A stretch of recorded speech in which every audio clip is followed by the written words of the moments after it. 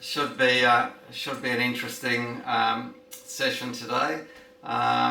This is our mid-year review. So, looking at what happened to the end of, I guess, the financial year in the June quarter, but bringing you information that's current, and a lot of it's up to data that came in yesterday. So, as we always do, we try and look at the latest information to give everyone as much insight as possible, I suppose, to help them decide on what they may or may not want to do with their own portfolios, etc. So, look, whilst people are entering, I think we might just begin, and I'll just share a few necessary disclaimers, etc. as we go through, and then we'll head on from there. So, everyone who's joined us before probably knows about our disclaimers. Pretty important these days, so everyone could please have a read of that. This is general information only, so it doesn't constitute any particular financial advice or anything else that's specific to any one person. So general information, please have a read. As a little bit of background for those people that don't know us, we have several, I guess, various businesses that we run both internationally and in Australia. Wise Guru is the international consulting company and basically assists Australian expats around the world with a lot of their financial affairs, particularly in terms of finance and information regarding residential property back home in Australia. Original business that I began is Unicorp Partners, which is a financial advisory business located and headquartered in Sydney. We also have Aussie Loan Guru as our mortgage lending business, and Aussie Property Guru, which is the Australian real estate business. So just a little bit of background there for people that don't know us. And then in relation to, I guess, what we try and do to help people and assist them with some of the questions and the intricacies that sort of arise around this whole space. Most of our clients are very time poor. They earn higher incomes, and that all began initially through all of our Medico clients. But it doesn't matter if you're a surgeon or a lawyer or a banker. Most of our clients, depending on where they are, not really, everyone's short of time. And look, most Australians, as most people I find around the world, are pretty interested in property as well, to have that as part of their overall asset portfolio. So, most of our clients want to build wealth, and they want to do that on an affordable and tax efficient manner. So we try and assist them with that. They need research, and quite often they just don't have time to do that. So to help them make well-informed choices, all these things are important. I guess these are all the things that sort of add together and add value from our viewpoint to our clientele. So we developed something which is our concierge service, and it's been working pretty well. It's been working pretty well over the years, where we help all of our time poor clients and assist them, I suppose, with all the facets around purchasing property in Australia. Both legal, accounting, tax, research, etc. And we charge for that service $4,950 at settlement. So that's one of the pillars that we have, and certainly some of our clients only use one part, for example finance, or perhaps financial advice or property advice, but at least you have the opportunity to use as little or as much as you want. So here are some of the questions that we're getting currently. The most common questions I'm finding at the moment relate to, believe it or not, interest rates, or how the rising interest rates are impacting us as borrowers in terms of costs, the income and expense equation, where they're going to go, and how they may impact, I guess, the underlying assets that we own. So, the biggest question I'm getting is, will the RBA continue to raise the official cash rate? And it's interesting to see, because economists are always, very good at picking up on any new data and changing their mind. But as I said in the last review, I think we're closer to the end than the beginning by all sorts of measures. However, more importantly, I think at the last Q&A I did, we were talking about where we already sit, and I think we're already in restrictive territory, really, at 4.1%. So I think, you know, there's every probability that the RBA may have finished raising the OCR, especially when I look at yesterday's wages growth numbers, which were weaker than expected. You know, and the flow through is still coming through from fixed rate loans coming off fixed rates and going on to variable rates. I'll elaborate on all this, but you know, that's just case in point. And then the next thing, I guess, is that clients are always asking, you know, how are we going to deal with the situation where we're coming off a fixed rate at, you know, 2 or 2.5%, and we're going to 6% plus. What can we do? How can we utilise what's available to our best advantage? Now here's an interesting one. How are these rising interest rates really impacting property prices? Because many commentators, some of them very well thought of, you know, and Treasury and RBA included, a year ago thought that residential property in Australia in the various markets could decline anywhere between, you know, 15 and 35%. And it's quite interesting, all the banks, major banks and the economists there, you know, they were all in that sort of 20% plus camp as well. And amazingly enough, everyone's changed their mind. Now, you will recall that we thought that it would be sort of somewhere between 10 and 15%, and I said 15% mainly for Sydney. And that's actually become more or less to pass, but we'll go through that later. Will higher inflation continue to increase my rent? So I'll go through that in more detail. Which markets provide the best growth opportunities? Getting a lot more people asking about that these days. And you know, people are now attuned, certainly our clients are, to the impact that population growth has on some of these questions. So, look, as we all know, Australia's a pretty big place, and as I said before, most of our clients don't have time to research it, so that's something that we do, and we try and assist people with that, obviously, to help them make better informed choices. We use data from the ABS, CoreLogic, Urbis, other national research houses, and try and put that all together, I suppose, with our own overlay of practical experience that, you know, has been built up over 3 decades. So let's go, and we'll sort of run with, you know, the questions, as I said, that people are asking. First one is the official cash rate. So the RBA held the cash rate steady at the August meeting at 4.1%, and noted that, you know, that the higher interest rates were working. Both headline and core inflation are coming down. They don't anticipate reaching their target band of 2 to 3% until 2025. And I think that's one of the interesting differences between Australia and other developed economies, is that, you know, the RBA has this 2 to 3% target band, whereas, say, the Fed in the US says, you know, 2% is their target. I sometimes think about how that number came to pass, and I don't think it was a scientific measure by any stretch. So, look, I think it's really important to look at these things realistically, and I think the RBA is actually doing a reasonable job in terms of how they're dealing with these things. So if we look at, you know, inflation's obviously still too high for most central banks around the world, but I think that unless something surprises to the upside, we may have seen the end of interest rate rises. One area that I am a little not concerned about, but perhaps keeping an eye on, is the relative strength of the Australian dollar.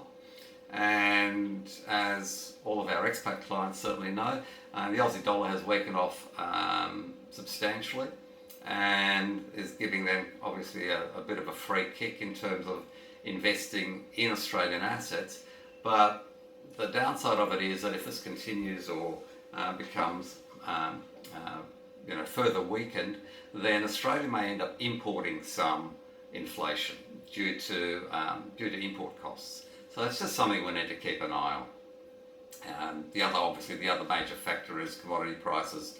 The economy in China at the moment facing many headwinds and showing signs of softness, but also knowing the Chinese government and central bank, I think that we may see more stimulus come from there. They just decreased their cash rate by 15 bips, which was the highest amount since 2020, and I think that we'll probably see a fair bit more come to pass there because the political will, I think, exists to stimulate the economy, and they have the ability to do so. So interest rates, are still going up for most of us, all of us, whether we're homeowners or investors, and some of that has been out of sync with the official cash rate moves. Certainly on the fixed rate market, and we get a lot of clients asking us about this. Banks will set their fixed rates and on swap markets. So just because the RBA hasn't raised rates doesn't mean banks mightn't raise their 1, 2, 3, 4, and 5 year fixed rates for their borrowers. So we're seeing that, and for most people, if you're a home owner occupier, you're going to get a rate somewhere just below 6%, and if you're an investor, in the low sixes, depending on the bank you're with. So this is something that we've shown in the last couple of reviews because it's very pertinent. Australia is a different market to, say, the US or many other markets where usually over history, most Australians, about 90% of Australians, had a variable interest rate home loan or investment loan. So the pass-through is very fast compared to, say, the US, where a lot of people are on 30-year fixed rate loans. And so what you're finding there is a lot of people are sort of staying in the property that they currently have, because if they change and buy a new one, they're going to have to be paying a lot more interest than they currently pay. And it just makes sense. So on the left-hand side there of your screen, this is about, you've all heard about this fixed rate cliff where everyone falls off the edge and dies. That's not occurring. So interestingly enough, in fact, all the data we're getting from the banks is that there's a great deal of resilience in the Australian mortgage market, and borrowers are coping with the increased repayments. But there's lots of things out there where people, let's face it, some of these are big jumps in terms of monthly commitments, and there are ways and means we can look at people's personal situation and assist them sort of, ameliorate that for now, or look at situations where they can perhaps reduce the impact of this over the next couple of years as we go through the peak of the interest rate cycle. So this is the latest weekly economic commentary from Westpac, and as you can see there, this comes from, Bill Evans retired now, but he's still there. They think that the RBA is going to remain on hold all the way through to next year, and in Q3 they're starting to see, they're predicting rate decreases. Now, if you look at CBA's commentary, they think that the first cut may come in March next year, and they're looking for about 100 basis points reduction. So different banks have different outlooks, obviously. No one has a crystal ball. However, I think things are starting to look a lot better in respect of where interest rates are heading. The flip side of that is, of course, the strength of the economy, the labour market, and currently the labour market is still very strong. But I think it's a bit of a knife edge. So certainly the RBA will be keeping an eye on that, even though we have 50-year lows in unemployment, etc. And that's what's been helping, I guess, smooth things over from a macro level in terms of the rising rates. People still have jobs. The other thing there to look at, as I said, is the Aussie dollar. Now, if that declines from the 65-cent level, we need to just keep in mind that we may start importing some inflation where goods coming from overseas are going to start costing more within Australia. we're already seeing a change in consumer spending patterns. Consumer sentiment remains at very depressed levels, as we've seen over the past couple of months or number of months. But people are starting to look at where they're spending money and trying to find cheaper options, which makes sense. Now, this slide, I just thought I'd share that because I was on a call with Coolabah Capital just the other day, and it's an interesting point that they've brought out here in relation to what's happening to property prices, not just in Australia, and I'll come back and go through that in some far greater detail as we go through this. But as you can see here, a lot of countries have experienced an uptick in property prices over the course of 2023. Australia's has been, I think, more than just modest. And it's caught a lot of people with their pants down, really, in terms of what they were predicting was going to happen. And as I've said in prior sessions, I think a lot of people who are very, very smart, but may just lack the experience to recognise that, residential property is a very substantial need for people. It's housing. So it's not just a financial instrument, and it's not just going to be impacted by where interest rates are. Of course, that does have a major impact, but it's not like they're just trading widgets. So I think that's been a big difference. And they put this in here. This raises the question of whether some households thought tightening cycles were nearly over and rate cuts were not far off, or more importantly, if monetary policy is not sufficiently tight. Well, for me, monetary policy should not really be dictated by the price of housing. It will impact the price of housing, but not the other way around. So I don't think, I just don't agree with that question whatsoever. However, it's there, and I just want people to recognise that. So a lot of our clients around the world, we get it all the time, people talking, especially about Sydney, oh God, how do people afford, property in Sydney, etc., etc. Well, we're not alone. So the other question, as I said, about population growth, pretty important. I mean, Australia's going through a boom in population growth, one could say. But we look at, as I say, the ABS figures, etc. And if you look at that, and don't forget these are lagging indicators too. So it's something that's important. We look at it all the time. So these are the latest figures. And, Australia's annual increase in population is the largest on record. Grew by nearly 500,000 people over the year to December, increase of 1.9%. Net overseas migration is continuing to, outperform massively, and all the government figures that we saw 18 months ago were well shy of the mark, which I thought actually would happen, because after COVID, people realised that Australia was a great place to go to, even more so than before, and it's been quite elastic. So let's have a look at this. This is, if you look at population growth and you look at the different bars there, so blue is net overseas migration, brown net interstate migration, and then green natural increase. So if you have a look at the various states there, you can see that Queensland's certainly doing very well in all spheres there. And the interesting one I find is WA. So, Western Australia has really picked up over the last quarter in terms of overall population growth, and a lot of that's net overseas migration. And you can see the various, states and territories, how they all are. The other thing that's important to recognise is that we've got to look at the actual numbers. So, in nominal terms, New South Wales, Victoria and Queensland obviously the largest numbers, and we'll come to that after.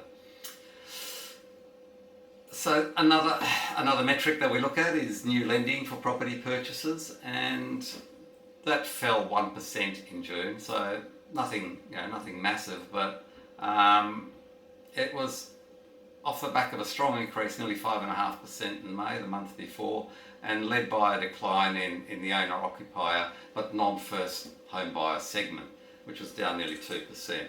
First home buyer lending rose by 4.3%, which is again perhaps a little surprising considering the rise, the sort of meteoric rise in the official cash rate that we've had.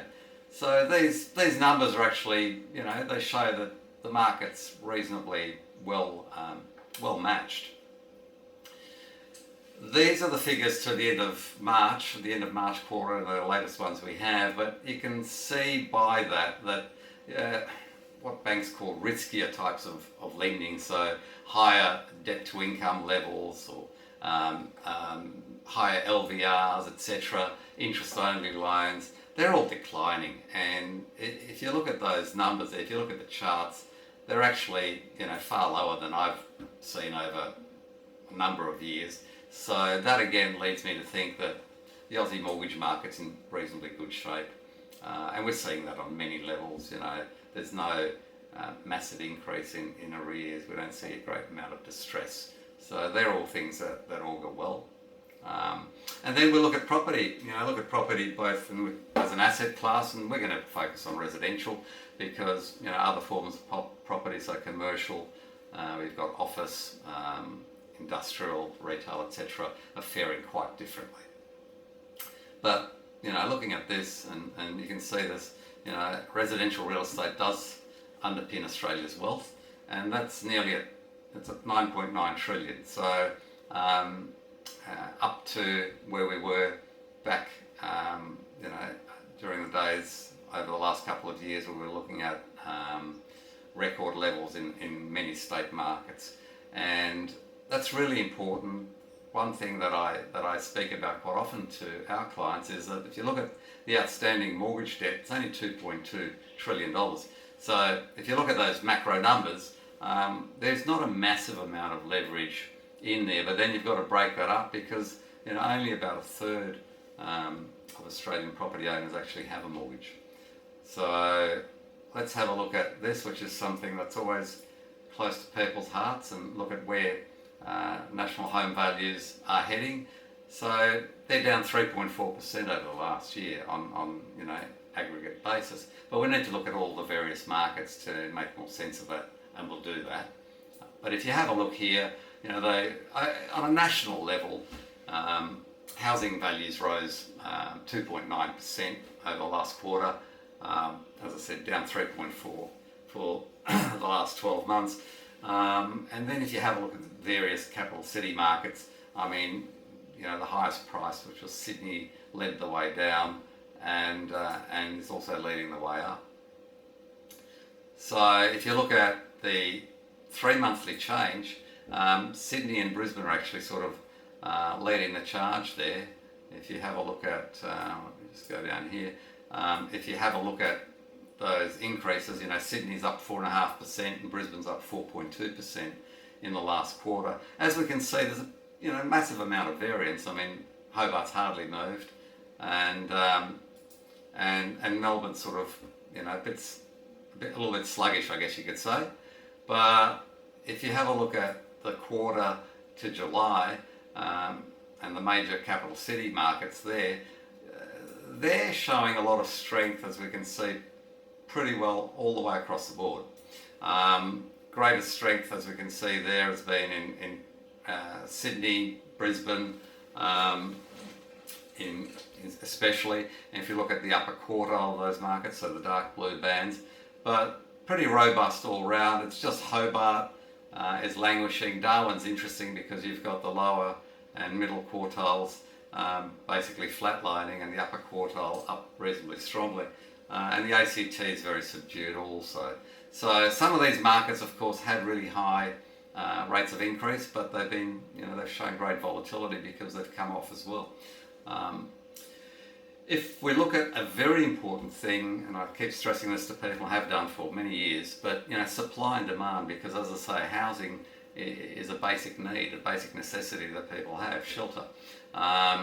And we've struggled in Australia, I think, with this, and you've had lots of people saying, no, we've got plenty of housing. But the reality is, as I said, they're not like widgets.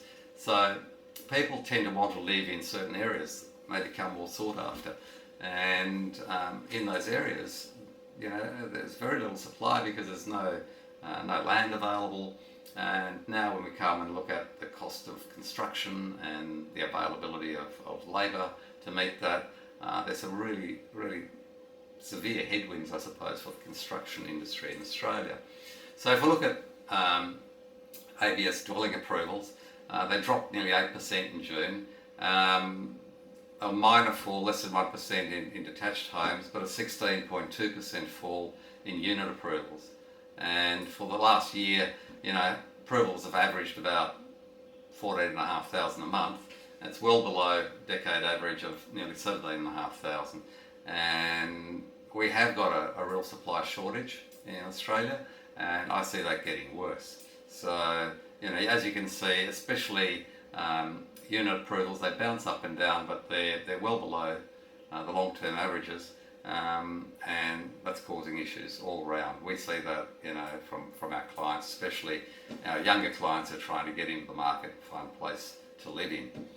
The other questions we had, this is going back to the beginning of the review, but it's about rentals. So a lot of our clients obviously have investment properties, have seen a substantial increase in their rental values, and they're asking, where's that going to end up? What's going to happen? So if we have a look at this, pretty interesting. Growth in notional rents reached 35 consecutive months in July, so it's the longest stretch since 2013. And I think you'll see, if you see anecdotal evidence from both people who are renting properties out and people who are looking to rent them, it's something that's a real issue, and that's being driven by a lack of supply. And what I also see is, as investors potentially look at some of their properties and interest rates are going up, some of those people have sold those properties, but they're going to owner occupiers, so they're taking even more stock out of the rental market. So it's a bit of a catch-22. If we look at actual nominal rents, they've just come off in terms of the rate of change, but overall, 10.2% was the high over 2022, and it's pretty elevated. As we just ask anyone that's renting a property, they'll tell you unit rents have gone up more than house rents in the sort of last periods, and it looks to be stabilising a little. But if you look at that, this is a more pertinent slide there. If you look at the yield of 3.83%, the housing market is going through an upswing in values, and the pace of rent increases is starting to level off a little bit. So yields are going to compress in the short term, and maybe the medium term, but that depends a lot on, I guess, where the underlying asset values head over the next few months, and where rents end up. And again, that'll be driven to a large extent by supply constraint factors, and we're seeing that pretty much everywhere, but really evident in the East Coast capital city markets especially, although Perth is in the same boat. So, I think everyone's in the same boat there. What does all the data tell us, and what do we utilise this research for? Because at the end of the day, getting all the research and all the numbers is great, but you've got to do something with it to make it worthwhile. And I often get this question, certainly internationally, what's happening in the Aussie property market? And as our viewers will know, and for other people, there is no Aussie property market. It's different. What's happening in Perth or Sydney or Brisbane or Darwin or Adelaide or Melbourne, they're different at any given point in time, and that's why we've got to look at all of the data and try and gain some more insights by becoming a bit more granular. However, this is something that we've spoken about for the last year, since the beginning of the rate rises. People were focusing on how much a value is going to decline, and as we've seen there since 2004, the size of declines has been larger, and the largest one is this current cycle at just over 10%. But the more interesting thing is perhaps this, and housing price performance during tightening cycles has been mixed, and something that people forget because they just think, interest rates are going up, asset prices are going down. But if you look at particularly, say, that gradual tightening cycle we saw between 2002 and 2008, leading up to the GFC, as you can see, that's the blue line, and housing prices increased by about 50% over that period, averaged an annual increase of 8%. So it's not like some of these things that we've seen are unprecedented. There is precedent for that, and that's what I said. People just have to try and look back and remember. Now, currently, I think these are the important things. So total listings, if we look at total listings and look at the bottom left hand there, compared to the 5-year average, we're still nearly 27% below that. And that's really important. So some of the latest data out in the last couple of weeks, is talking about this, which is new listings. And as you can see, new listings, the blue line, is trending up. And that's happening at a time of year which is unusual. In winter usually listings decline. So there's been a fair bit of coverage given to the fact that people are bailing out because of this mortgage cliff, but that's not really the case. I think what's actually happening, this is my opinion, but I think what's actually happening is that as values have increased in a lot of areas, around 5% over the last few months, vendors have actually thought, well, okay, I was thinking of selling, but I will sell now because the market's actually reasonably robust and stronger, and we find that if property values increase by say 1%, that has a meaningful impact on the number of new listings that come to market. So I think that's one important issue. Certainly on the other side, the flip side of that, some people are clearly selling, and we're seeing this where investors sometimes say, well look, I just can't afford to keep this investment on this interest rate basis, and they're deciding to sell. What I said, the downside of that is it's generally speaking owner-occupiers that'll buy those properties currently. Although the latest data I've seen is that investor lending and interest is increasing quite markedly over the last, say, 4 to 6 week period. So a bit of a combination of everything, and I think some people are just wanting to get in before the generally strong spring selling season. So I think it's a combination of those factors. I brought this slide to show everyone at the last review, and again everyone was focused on downside scenarios, how far the prices drop, what's going to happen, will the property markets be wiped out, and it's at this point in time I think more of an interest slide than something that we see happening. Certainly there has been a trend established over the last 6 months, and that's an upward trend in virtually just about every major property market in Australia. And as I said earlier, Sydney led the upswing and led the downswing. Probably the markets that have performed the best would be Brisbane, Adelaide, now Perth coming in. So it's really interesting, and it's worth taking the time to have a look at what's happening in the various state capital city markets. But as I said, this is more for interest than anything else right now. Now that's something that's more I think meaningful. Let's have a look at what happened to house prices after the last interest rate rise in previous cycles, because as I said earlier, I think we're pretty close to the last interest rate rise unless something comes out of the box to make the RBA move. And the only thing that I can see there really is, as I said, if the Australian dollar continues to weaken and central banks in other developed nations continue to raise their official cash rates, that may cause some concern. But otherwise, I think we're reasonably well done in terms of where the RBA needs to set its rates.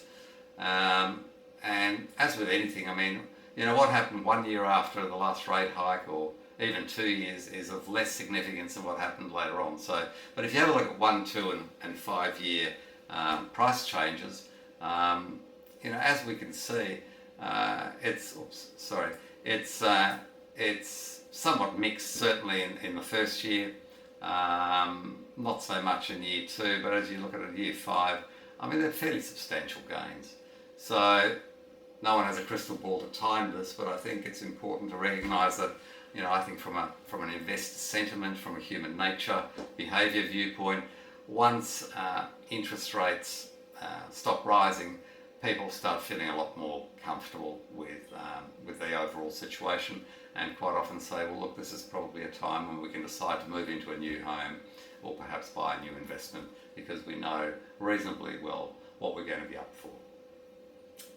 So, that's why we say to people, it's as easy as pie. It really isn't.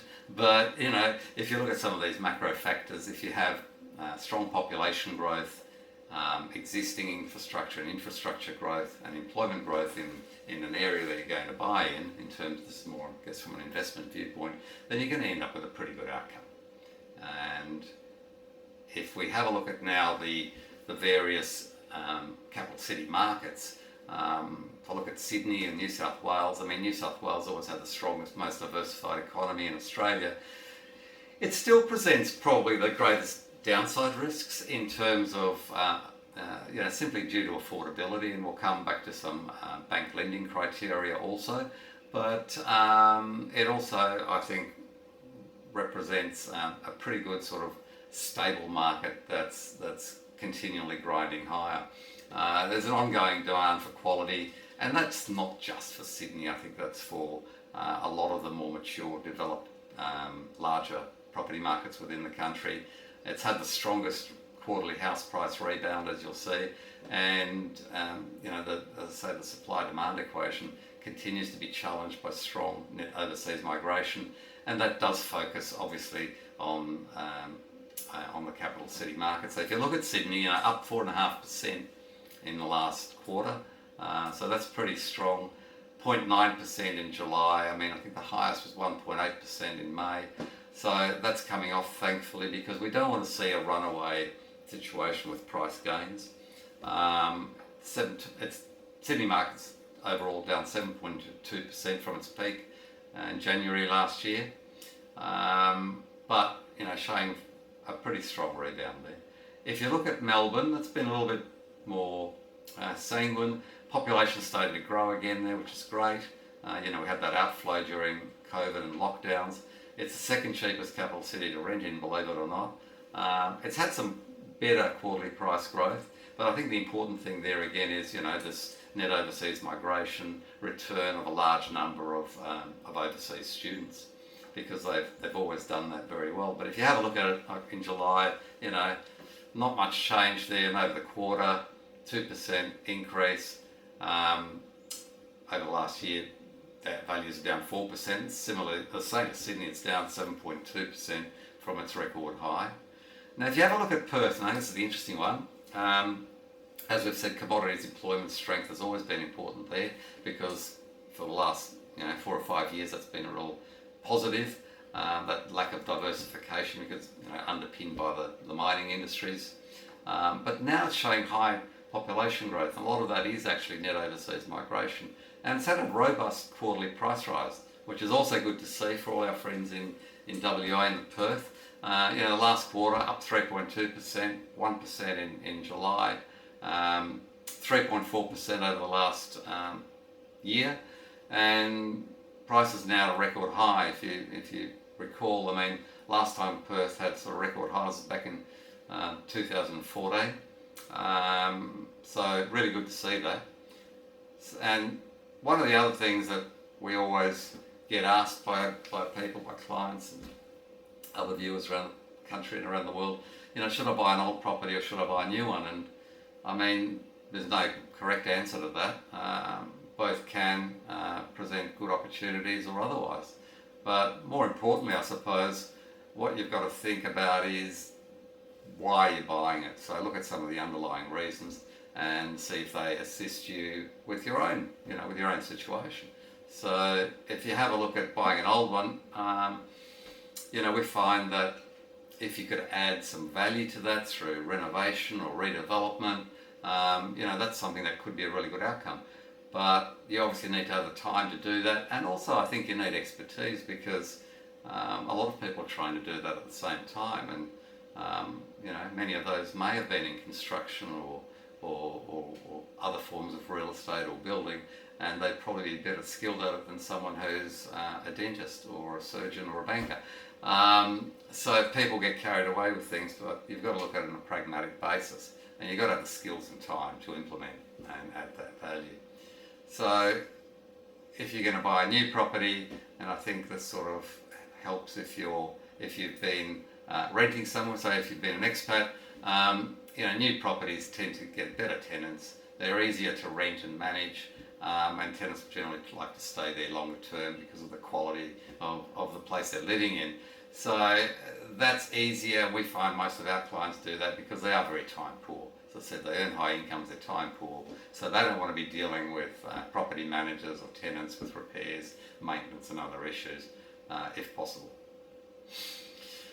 So if we have a look at some of the other benefits that exist in terms of new properties that are unique to Australia or to Australian tax law, we have these depreciation allowances. They are under Division 43 and Division 40 of the ITAA, and they can be very beneficial. Doesn't matter if you're living in Australia or you're an Australian expat living in another tax jurisdiction. You get to use these non-cash tax deductions either immediately, or you can save them up and use them later on when you sell the property or you repatriate to Australia. Many other things. They're really very powerful, and I can go through that with people in detail where it's relevant. So what does the data tell us? As I said before, and you don't have to be a propeller head, but we think this region deserves investor focus, and we've said that for a number of years, and it's played out pretty much how we thought. So it's really Brisbane, southeast Queensland, and these sort of, I think, strategic shifts have started well before COVID.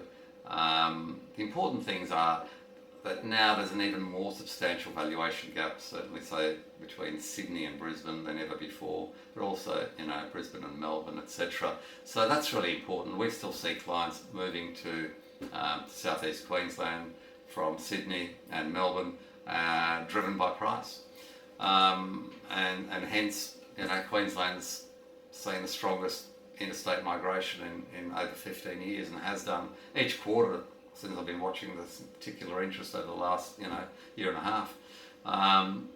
Some of that's been driven by the work from home lifestyle factors. That certainly enhanced it as a bit of a tailwind, as many employers are adopting a hybrid approach to employment, where they're saying to their staff, look, you can work from home on a hybrid basis, so you might work from home on 2 days a week, depending on the industry, and some of them say you can work from home 5 days a week if you choose. So that's still important, and Queensland actually has a well-diversified economy, even though it's known as the mining, like WA and Queensland are the mining states. In fact, Queensland actually has, sort of GDP contributions that are similar to the Australian economy as a whole, which people don't realise. So if you look at Brisbane, if you look at what's happened to values there, July was up 1.4%, so pretty strong. Quarter 4.2%, second only to Sydney. Values are down 6.2% over the last year and 6.9% below their peak, which was June last year. So the Brisbane market has performed very well. So if we look at this, the situation of population growth between all the states and territories, and people who watch our reviews will know and have seen what's been happening in Queensland, southeast Queensland in particular. But if you can see now WA, it's changed over the previous year. These are the latest figures, 2.3%. So very strong population growth. A lot of that has been from overseas migration. So really good news for the people in WA. On a more holistic level, I suppose you still have to look at the underlying numbers, and clearly, Sydney, Melbourne and Brisbane are the three capital city markets where all the numbers lie. So, you know, a small change there has more impact than, Adelaide, Perth, some of the smaller capitals. Clearly, great divergence there. So still worth bearing all those things in mind. How many people are going to be looking for new places to live in, etc. Not just in terms of percentage, but also in terms of nominal figures, numbers, how many. This is a pretty good, pictorial description of what's happening there. If you look at net overseas migration, you can see, that's basically the capital, Sydney, Melbourne, Brisbane, very strong. But the really telling one there is this net interstate migration. As you can see, Sydney in particular, even though it's state-based, but Sydney and Melbourne losing people, and Brisbane, now Perth, gaining people. So really important to look at all of those things. Natural increases will obviously, again, be more relevant to actual population size within those centres. So one of the other tailwinds that people now recognise is the fact that Brisbane won the 2032 Olympic bid. And as we saw in Sydney, when that happened there, there's some really interesting features that you have to think about, because a lot of the infrastructure that's getting built happens between now and then. So, a lot of these things take years to actually develop or get approved, develop and build. And a lot of that we're seeing. So even though we've got 9 years to go, a lot of that's happening now. There's going to be a lot of positive tailwind impact on the economy, southeast Queensland, employment, a lot of efficiencies in terms of the infrastructure, especially the transport infrastructure that's being built. And a lot of that started before the Olympic bid was thought of or won. So this is, as I say, just a tailwind. I'll just let you listen to this. It's very brief. The latest look at what could be Brisbane's Olympic Park in 2032. A floating pool in the Brisbane River, Southbank's Arbour Walk extending from the Gabba through to the city, urban rainforests lining the water, and public transport and green bridges connecting venues like Suncorp Stadium to Brisbane Arena at Roma Street, the Brisbane Convention and Exhibition Centre through to the Gabba. So, there's a lot happening there, and I can tell anyone that hasn't been to Brisbane and run them through that, but it's really fairly exciting. The city, over the last couple of years, has really shown a great deal of growth and vibrancy. It's a very positive factor, I think, for that local economy. And there's some really large major projects that are either being built, have just been completed, or scheduled for completion in the next year or two, and that's really, I think, continuing to add a great deal of vibrancy to the city as a whole, but certainly very important economically. That has an impact on housing demand, etc. It all flows through. What's the value proposition? Well, I've sort of spoken about that earlier, but how can we assist clients or potential clients? A lot of it is trying to help people avoid some of the mistakes that people just make. It's a human nature thing. A lot of people will buy into a strong market rather than a strong market of the future. So you often see this, certain markets just going through the roof, and then at that point in time, everybody wants to jump on board. Now, unless you've got a compelling reason to do that, I would suggest that's not the greatest move from an investment viewpoint. And it doesn't even matter what the asset is, whether that's certain equities or themes or whatever. It's probably the wrong time to do it. You should be buying into a strong market of the future. Pardon me, there is no lack of information or research these days. It's probably too much in many ways. But most people don't have the time to access it. And even if they do, they then sort of, appear dumbfounded and go, well, what do we do now? There's too much of it to make sense of.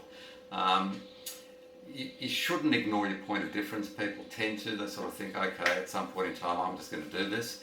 Your point of difference is pretty important. I'll go through that a bit more. Waiting too long to invest. You can be researching things for years. A couple that I recall, always sticks in my mind, been researching for 3 years. And I said, well, what have you found out? And the lady said, I should have bought something then.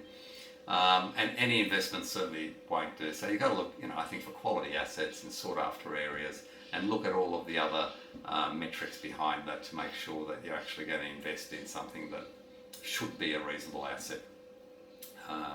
So here's an example of things where any property certainly won't do. Beware of single economic theme areas, and we saw this play out in places like the Pilbara. I actually lived in Port Hedland for a while as a kid. Iron ore was and still is, the major economic attraction there. So the local economy clearly is held to ransom by that. So be careful of that. It could look very, very exciting when times are booming, but certainly very unexciting at other times. Buying things, doesn't matter whether that's in Surfers Paradise or put here Docklands. Buying generic, small, investor-grade apartments in buildings that have hundreds or even thousands of apartments in them, where there's no unique attributes. They're generally small with challenged floor plates. Beware of those things. And then, we certainly look at granularity then further within those markets. As I'm saying, Brisbane actually is facing a very severe shortage of new housing. It's a real problem. It's a massive undersupply, and I can't see that turning around in the next, in the medium term, because there's just so many challenges for the construction industry at the moment. Apart from input costs, and certainly on the goods side, we're seeing declines generically, and that's helping headline inflation come down, but it's really labour and just accessing labour. That's the other problem. I'm sure everyone has heard the news from Australia that many construction firms, large and small, have gone into administration, and the biggest problem that we see, like on a real sense, is that a lot of the buildings that these builders were actually constructing or had been signed up to construct had been sold out. So people were anticipating moving into their new homes, and now what's happening is that many of those sites are simply being closed down, and the money is either being handed back to those buyers, or in some instances not, where it's going through administration. But hello, John. I'm sorry, but yeah, we'll come to questions.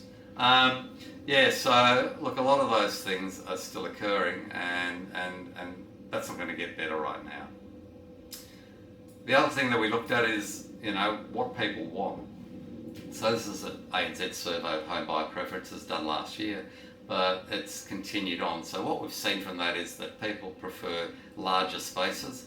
So, if you're buying attached dwellings, so apartments, it's generally, 3 bedrooms or 2 bedrooms with a multi-purpose room, larger, higher quality, more amenities, all the things that people want, and really has been brought out by the onset of COVID, and then how people's preferences have changed through that, and I think will remain so. So if we tie it all together, I think they're the important things. Look at the macros first. Look at, as I said, the easiest pie, so population growth, infrastructure growth, and employment growth. But intertwine that with, if you're going to buy something, buy something that has unique attributes. So that sort of ensures some future sustainability, gives you a tailwind in terms of capital value growth, ease of rental, all the things that are really important, I suppose, in having a good investment. So they're the things we're trying to assist people with. And if you have a look at what's out there currently and in the future, we generally try and look for things like this. So, as I said, sort of larger bespoke style residences that people as owner-occupiers want to move into. If you're looking at demographics, we find that, say, the baby boomers, now a lot of them wanting to, their kids have left home, they want to move into something that gives them security, amenity, ease of leaving it, locking it up and going away for holidays, and they've got the money. So they're looking for things at the high quality end. the coastal markets, that's the Gold Coast. Then dwelling types, this is something else where people have gone, say, probably from an old home in a good suburb, but they want to maintain some of that, I guess, touch and feel. So looking at townhouses, again, a lot of these things are in really short supply and you can't find them. High quality finishes, that's something that most people want. Amenities in terms of not just pools, but gyms, all of the other things that I suppose are sort of related to, in some way or form, resort living. Again, these types of things where you have public spaces at the top of buildings. In this particular instance, this is all enclosed, so it gives more community feel to some of these residences. These are the sort of things that people, I find, are looking for. And if we look at, we're looking there at southeast Queensland. I mean, that's both Brisbane and the coastal markets, so the Sunshine Coast and the Gold Coast. And then you look at, from tax efficiencies and other efficiencies, what happens. So this is generally over the cycles we've found the breakup of what it costs you to buy an investment property. Generally you're contributing around 6%, the ATO around 20 and 10 around 73. So that varies during different parts of the cycle and varies for expats. Currently, if you're an Australian expat, because don't forget you can't utilise some of those non-cash tax deductions from the depreciation items immediately. It's going to cost you money on a weekly basis to own a property. But if you have a look at this, if you then repatriate, you can see that outgoing of $280 goes down to a positive of 60. So, and that's not money that's lost, by the way. If you're living offshore, you can utilise those credits, as I said, if you decide to sell an asset and look to offset the capital gains tax, or save it up and use it when you go back, repatriate back to Australia, because especially if you're coming from a low tax jurisdiction, that can be a painful process in the first year or two in terms of readjustment, so very valuable then. That's just if you like, a pictorial in terms of what the various parties contribute to acquiring that tax asset. So as I put in here, non-residents without sufficient, that's Australian taxable income, generally speaking rental income, get to spend their tax savings when they repatriate or sell. This is more important, and we're nearly finished, but I think it's a really important slide because, we've got a question here for this one. Real estate is not really, I think, a speculative item, or it shouldn't be, because, there are high costs of acquisition and disposal, tax implications, etc. involved. So if you do the work and acquire a quality asset to begin with, then unless you've got a pressing need for the money, which may be medical or some health issue or whatever, the best bet is to try and keep that over a longer period of time, because as you can see here, on a nominal level, as you start holding these assets for 20 years plus, the rate of increase is pretty substantial. Yet, the statistics show that a lot of people, most people sell them between years 4 to 8, really. So unless you really need them, unless you really need to sell them, there's no point, is what I'm saying. So it should be, real estate should be an investment, should be the boring part of your overall asset portfolio. If you want to speculate on things, do things that are very liquid, easily divisible, and have lower transaction costs.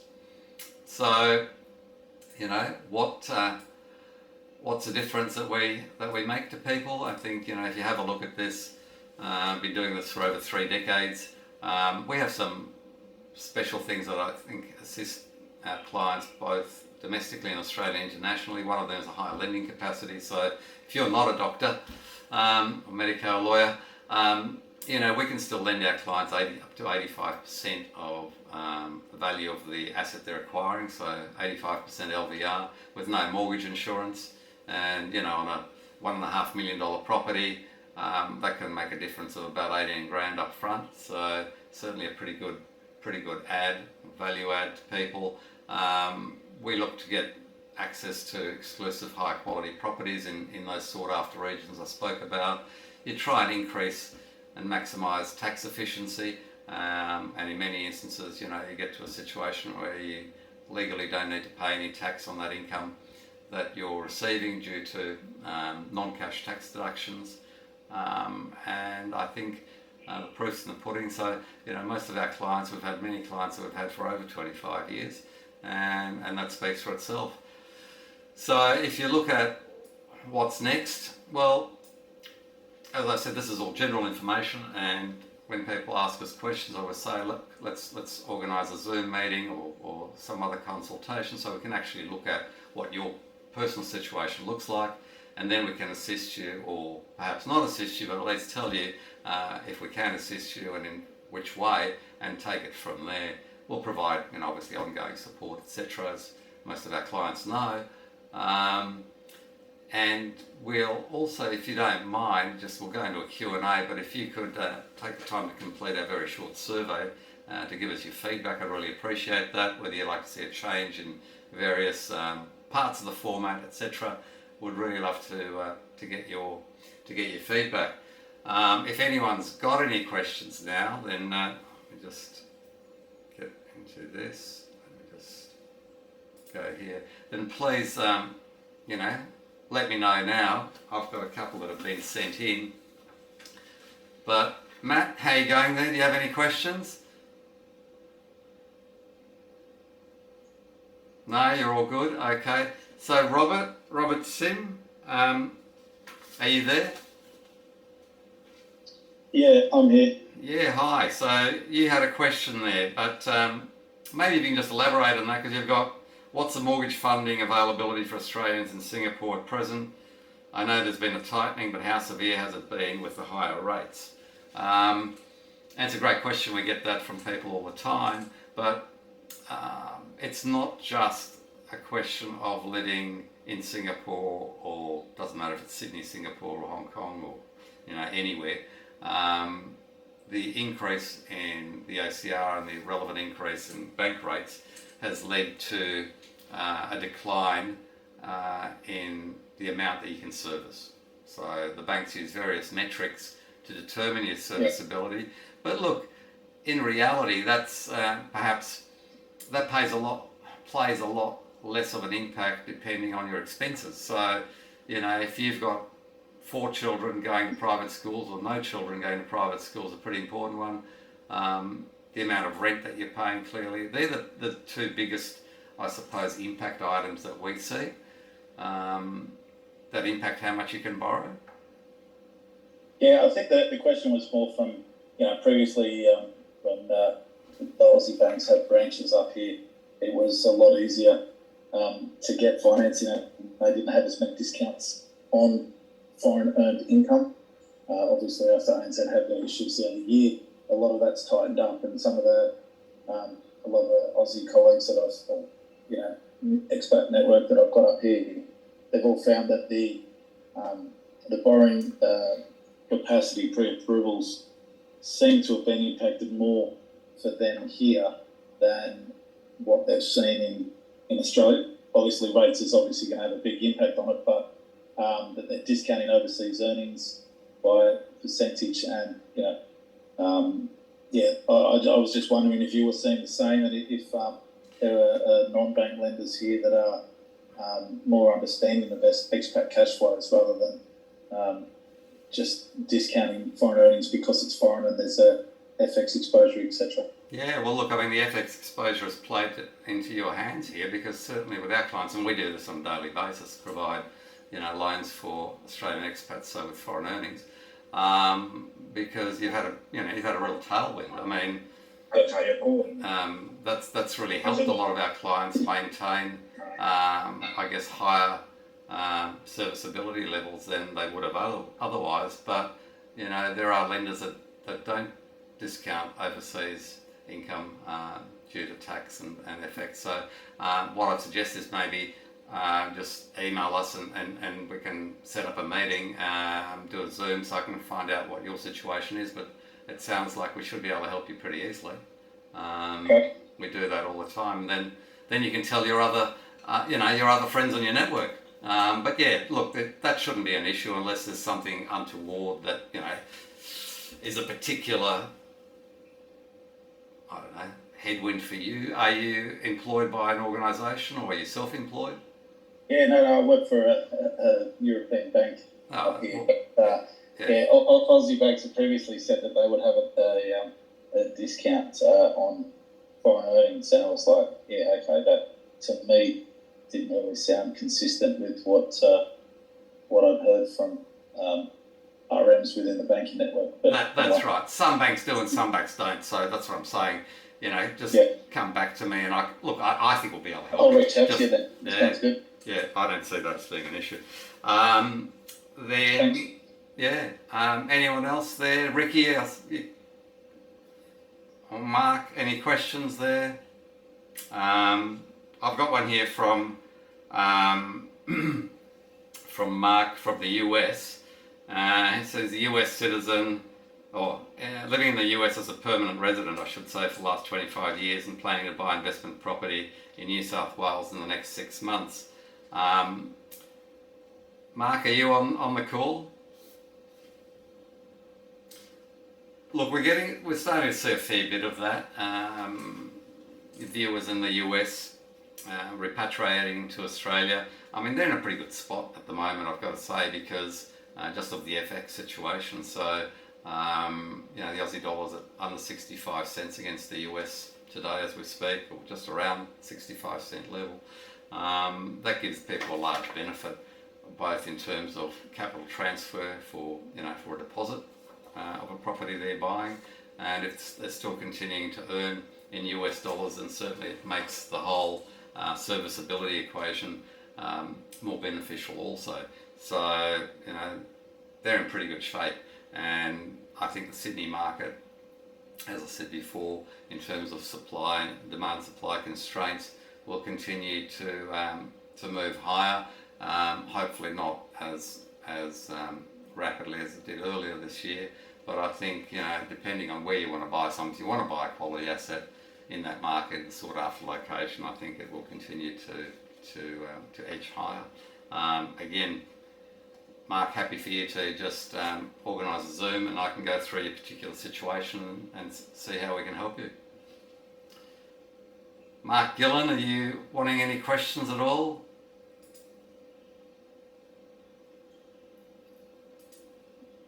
Who else is there?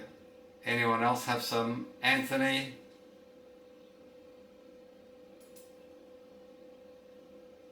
Mark, do you need anything? No? Okay. And there's a question here from John Wong, which is a really interesting one. Where and what should I buy to double my equity in 3 years? Well, I'm assuming it's in relation to property. And that's an impossible question to answer, John, unless you give me a bit more detail, because I don't know how much your equity is going to be in whatever you're choosing to buy. Now, it could be 100% if you're paying cash. It could be 15% if you're trying to maximise your loan to value ratio. And that obviously is going to have a massive impact in terms of what's going to happen. And the other thing, obviously, as with any asset, you can't say, what should I buy to double my equity in 3 years? I mean, the question should be to double my equity. Now, whether that's 2 years or 4 years or 5 years shouldn't be of greatest relevance, otherwise you're going to have a problem. But, John, if you're on the call, then please yell out. If not, now, what have we got here?